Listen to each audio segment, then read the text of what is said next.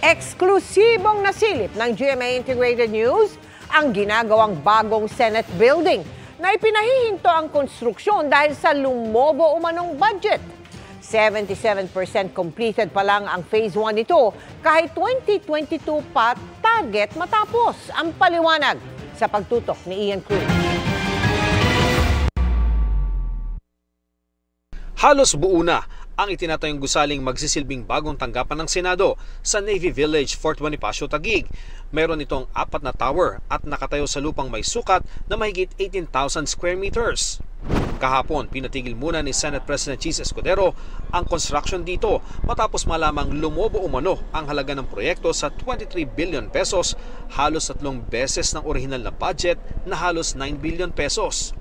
Sa pagpasok namin sa ginagawang gusali kasama ang mga kinatawan ng DPWH, nakita naming tuloy pa rin ang trabaho. Wala pa raw kasi silang nakukuhang liham mula sa Senado para itigil ang konstruksyon. Pag naka-receive na po kami ng letter coming from Senator Cayetano at sabihin po niya na mag-stop ng work, mag-stop po kami kasi sa kanila po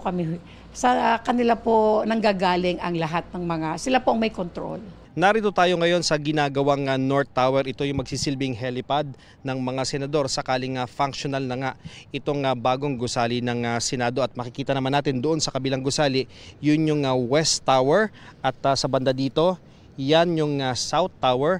At narito naman sa ating likuran, ang East Tower. Mula sa ere, makikita ang isang area kung saan magkakadugtong ang 4 na towers. Ito ang garden deck. Ito ring floor na ito yung nag-i-interconnect sa lahat ng mga towers at makikita naman natin dito yung 9th to 11th floors ng mga towers at dyan daw mag-oopisina ang ating mga senador. Sa gitna ng garden deck, may tempered glasses na magsisilbing skylight dahil nasa ilalim nito ang magiging plenaryo ng Senado. Ang plenaryo nasa 3rd to 7th floor sa ilalim ng garden deck. Patuloy pa itong ginagawa. Ipinakita rin sa amin ang posibleng magiging tanggapan ng mga senador na ngayon ay wala pang partisyon. Sa bagong Senate building, magkakaroon umano ng higit na espasyo ang Senado at matitigil na rin ang kanilang pagrenta sa kasalukuyang GSIS building.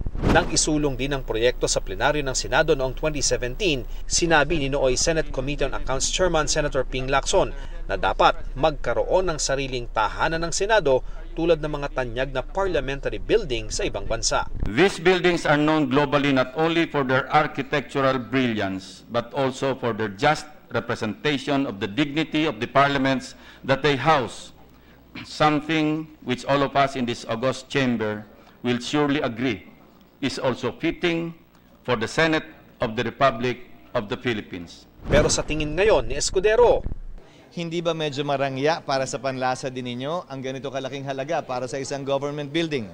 Baka ang katumbas nito ay may mga mamahaling building na at luxurious na building na makikita natin sa Makati at sa BGC. Pinarerepaso niya ang halaga ng gusali na umabot na raw sa 23 billion pesos.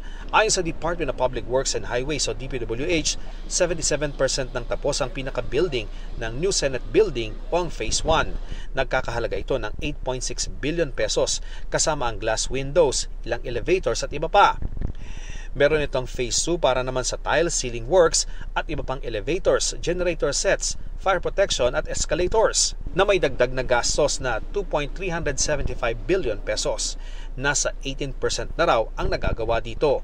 Sa Phase 3 gagawin ang paglalagay ng ilaw, fitting sa mga lababo at banyo, mga partisyon, cooling system at iba pang kulang sa gusali. Nagkakahalaga ito ng 5.7 billion pesos.